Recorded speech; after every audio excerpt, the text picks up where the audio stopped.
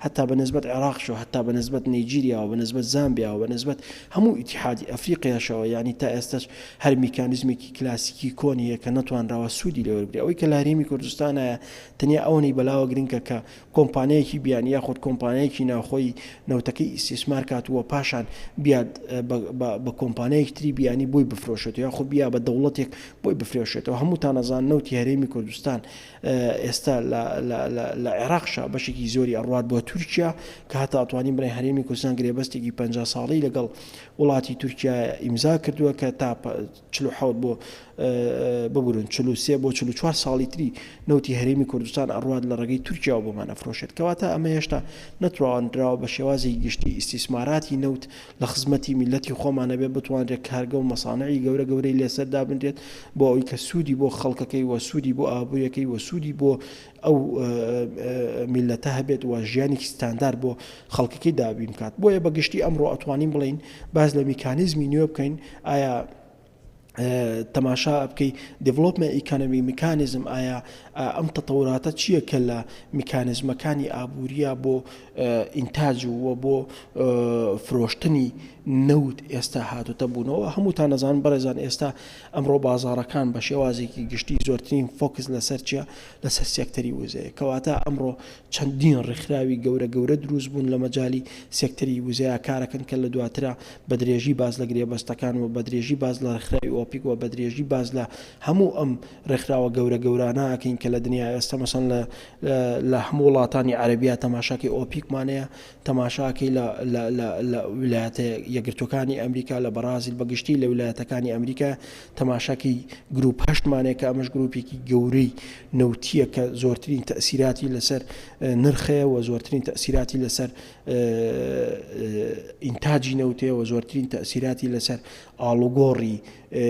فرۆشتنی نەوت هەیە یاخود ترانزیتی نەوتی هەیە لە هەموو بازاڕە نێودەوڵەتیەکانە بگرە ئەمڕۆ ئەتوانین بڵین میکانیزمێکی زۆر تازە هەیە بەنسبەت سێکتەری وزەوە ئەشتوانین بڵین بەڕێزان ئەوەی کە ئەمڕۆ پەیوەندی نێودەوڵەتیەکان پەیوەندی دیبلۆماسیەکان لەسەر ئاستی بازاری نێودەوڵەتی دیاریەکات سێکتەری وزەیە زۆر جار سێکتەری وزە ئەبێتە هۆی خۆشبەختی یاخود ئەبێتە هۆی دروستکردنی گرێبەست لە نێوان چەند دەوڵەتێکە مەسەڵەن و زۆر جاریش هەر ئەم نەوتە ئەبێتە هۆی مەسەڵەن خراپی پەیوەندی ئابووری و سیاسیەکان لەسەر ئاستی بازاری نێودەوڵەتی مەسەڵەن سعودیا و رووسیا دوو دەوڵەت بوون لە ماوەی ڕابردوودا لەوەی بەڕێزیشتان بیست بێتان تەماشاکەی زۆرتری ململانیان هەبووە لەسەر چی لەسەر ئەوەی کە ئایا تا چەند ئەم ئینتاجی نەوتەکەوە ئایا تا چەند ئەو ئینتاجی نەوتەکە یاخود ئەو کوانتیتیە ئەو بڕەنەوتی کە ئینتاجەکرێت تەماشاکەی هەتا گەشتە ئەوەی کە ڕۆژانە ئەتوانێت بڵێ $100 ملیۆن زەربەیان لە خۆیانەیە زەرریان لە خۆیانەیە بەس لە پێنا ئەوەی کە زەرەر لە یەکتری بن کەواتە ئەمە هەر لەسەر چی بوو لەسەر نەوت بوو سعودیایەکێکە لەو دەوڵەتانی کە خاوەن زۆرترین احتیاطاتی نەوتە لە ڕۆژهەڵاتی ناوەڕاستە و ئەتوانین بڵێن لە دنیاشە تەماشاکەی زۆرترین تەئسیراتی لەسەر نرخەکانیشێ ئەگەر بیوێ مەسەڵەن نرخ دابەزێنێت بڕێکی زۆر ئینتاجەکات ئەیکاتە بازارەوە بەلایەوە گرنگ نییە ئەمە طبعاً بە پاڵپشتیکێ بە پاڵپشتی ویلایەتە یەکگرتوەکانی ئەمریکا کە ئەمڕۆ دوو هاوپەیمانی بەهێزی استراتیژین بۆ سێکتەری وزە ئەمریکا و سعودیا کە زۆرترین تەئسیراتیان لەسەر نەوت هەیە لەسەر فرۆشتنی نەوت هەیە لەسەر نرخەکانی نەوت هەیە کەواتە ئێستا شێوازێکی زۆر پێشکەوتوو هەیە و شێوازێکی زۆر نوێ هەیە لە بازارە نێودەوڵەتەکانە بۆ سێکتەری وزە حتا لە ئیستیسماراتە هەتا لە هەموو شتێکە تەماشاکەی ئەمڕۆ دەیان ئامێر و دەیان ئامرازی تازە هەیە بۆ ئەوەی کە ئیستیسماری نەوتی لێ بکەن و خاڵێکی ترمانەیە کە ئەویش پێوترێ مینرال ئیکۆنۆمیک یاخود کانزە ئابووریەکان تەماشاکی بەڕێزان وەکو باسمان کرد is a bond up was a politics very intimately کەواتە بەڕێزان زۆر جار وەک ئاماژەم پێکرد زۆر جار ئەم مینرال ئیکۆنۆمیک یعنی زۆر جار ئەم کانزە ئابووریە کە ئێستا تەواو بووە بە کانزایەکی ئابووری تەماشاکەی تاو یەکان گیرە لەگەڵ چیە لەگەڵ لایەنە سیاسیەکەیە مەسەڵەن وتم سعودیا و رووسیا مەسەڵەن زۆرترین گرژی و ئابووریان هەبوو و تەماشاکەی عێراق و ئەمریکا بقوترین هاوپەیمانی استراتیژین، ئەمریکا و سعودیا بقوترین هاوپەیمانی استراتیژین. تەماشاکەی رووسیا و ئەوروپا گرژیان هەیە لە مینرال ئیکۆنۆمیک لە ئابووری کانزاکانە، مەسەڵەن هەر ئابووری ئەم کانزا ئابووریانەوەی کردووە پەیوەندیەکانیان لە ڕووی سیاسی، لە ڕووی ئابووری، لە ڕووی بازرگانی، لە هەموو ڕۆکانەوە کەواتە تێک بچێت. کەواتە زۆر جار ئەشێت ئەم نەوتە خۆشببختی بۆ میلەتێک بێنێت و زۆر جاریش ئەشێت ئەم نەوتە ئاڵۆزی و بارگرانی قورس بۆ میلەتێک بێنێت. کەواتە بە شێوازێکی گشتی ئیکۆنۆمیک چاڵنج ئەو تەحەدیاتە ئابووریانە چین، یاخود ئەو بەرەنگاریانە چین کە ڕۆبەڕووی کۆمپانیەکانە بێت بۆ ئەوەی کە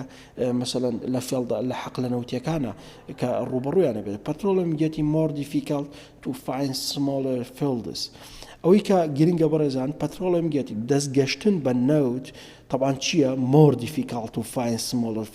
fields. یعنی دەستگەشتن بە چەڵگەیەکی نەوتی یەکێکە لەو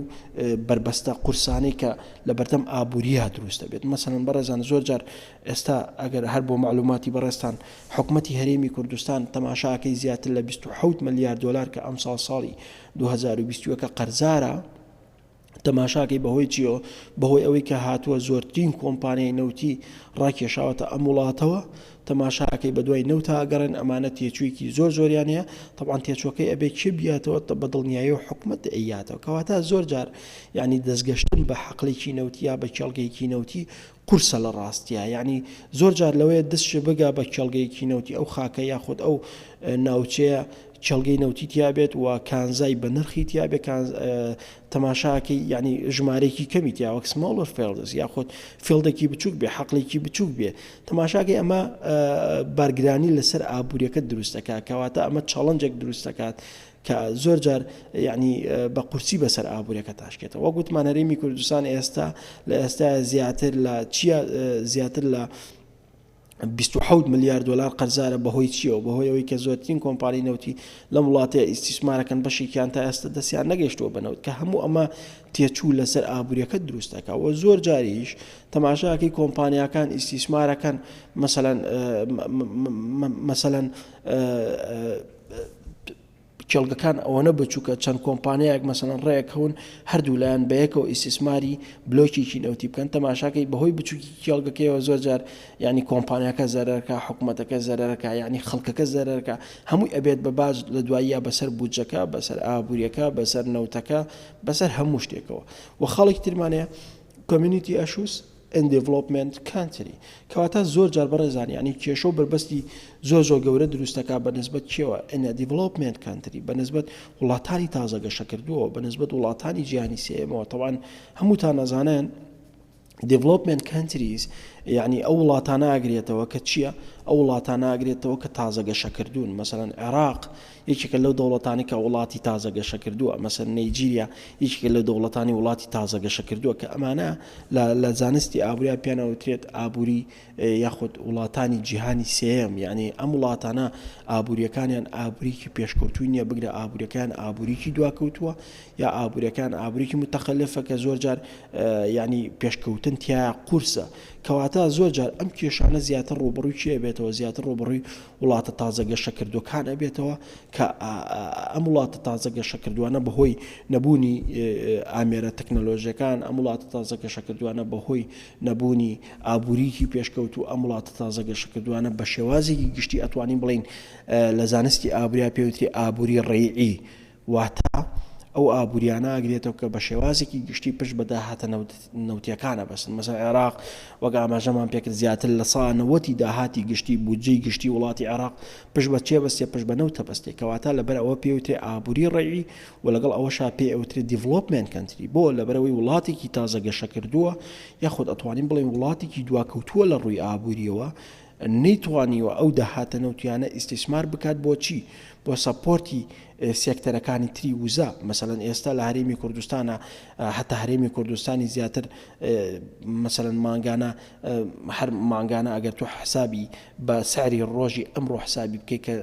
سعری نەوت زیاتر لە $6 بۆ $65 یاریەکە لەم یەک دوو ڕۆژەیە، تەماشاکەی ئەگەر ڕۆژانە 450,000 بەرمیل نەوتیش ئینتاج بکات و دواتر بیفرۆشێ لە بازاڕە نێودەوڵەتەکانە، تەماشاکەی مانگانە زیاتر لە ملیارێک و ملیارە دۆلار و $258 بۆ 300 ملیۆن دلاری دەست ئەکەوێت ڕۆژانە، یعنی لە مانجێکە ببوورە لە مانجێکە ملیارێک و 300 ملیۆن دلاری دەست ئەکەوێت، یعنی بۆ یەک مانجێک تەماشاکەی ئەم ملیارە دۆلارە بەڕاستی بەس بە دەم ئاسانەوە بە دەمیش ئەوترێت تا ئێستا نەیتوانیوە هەرێمی کوردستانیش تەنانەت چی لێ بکات ئەم پارەیە سەپۆرتی سێکتەرەکانی تر بکات، وەک سێکتەری کوشت و کاڵی، وەک سێکتەری بازرگانی، وەک سێکتەری پیشەسازی، وەک سێکتەری گەشتیاری لە هەرێمی کوردستان. یعنی ئەوەی کە هەیە ئەو پارەیە تەنیا و تەنیا لە پێناو دابینکردنی موچەیە، تەنیا و تەنیا لە پێناو ئەوەیە کە خەڵکی ڕخنە لە حکوومەتەکان نەگرێ، تەنیا و تەنیا لە پێناو ئەوەیە بۆ ئەوەی کە بتوانێت ژیانێکی ئاسایی بەڕێ بکات. مەسەڵەن بەڕێزان جیاوازی مەسەڵەن هەرێمی کوردستان و عێراق و نەیجیریا لەگەڵ وڵاتێکی وەکو ئەمریکا، لەگەڵ وڵاتێکی وەکو دوبەیە، لەگەڵ وڵاتێکی وەکو سعودیا تەماشاکەی کاتێک لە سعودیا عەرەبیە یاخود لە ئیماراتە نەوت دەرئەهێنێ و دواتر ئەیفرۆشێت تەماشاکەی چی لێکات ئەم داهاتە نەوتیانە سەپۆرتی سێکتەرەکانی تری ئابووری پێەکات. مەسەڵەن تەماشای دوبەی کە ئێستا دوبەی بووە بە یەکێک لە وڵاتانی کە بووە بە سەنتەری بازرگانی لە هەموو عالەما، هۆکارەکەی بۆچی ئەگەڕێتەوە؟ هۆکارەکەی بۆ ئەوە گەڕێتەوە توانیوێتی چی بکات؟ توانیوێتی مەسەڵەن سوود لە چی وەربگرێت؟ سوود لە ئەو داهاتە نەوتیانە وەربگرێت. مەسەڵەن ئێستا بەهۆی ئەو داهاتە نەوتیانەوە دوبەی یەکێکە لە دەوڵەتە دەوڵەمەندەکانی دنیاوە توانیوێتی زۆرترین ئیستیسمارات و زۆرترین ئایکۆنی بازرگانی، زۆرترین ئایکۆنە گەورەکانی دنیا ڕابکێشێت بۆ ئەوی کە لە دووبەیە ئیستیسمار بکەن، بۆ ئەوی کە لە دووبەیە بەزنس بکەن، بۆ ئەوی لە دووبەیە بتوانن ژێرخانی ئابووری ئەو دەوڵەتی پێ بەهێز بکەن. کەواتە ئەوەی کە مەسەڵەن قورسە بە نسبەت ئەم وڵاتە تازە گەشە کردوانەوە ئەنە دیڤلۆپمنت کەنتری ئەوەیە کە ئەم وڵاتانە ناتوانن سوود لەو داهاتە نەوتیانە وەربگرن، ناتوانن سوود لە فرۆشتنی نەوت وەربگرن، ناتوانن سوود لە هەناردەی نەوت وەربگرن، ناتوانن سوود لەو کانزە ئابووریە بە نرخە وەربگرن بۆ ئەوی کە وڵاتەکانی پێش بخەن. بەڕێزان یەک شتێکی تر هەیە زۆر گرنگە کە ئەویش ئەوەیە ببورن کە ئەویش ئەوەیە کە هەرێمی کوردستان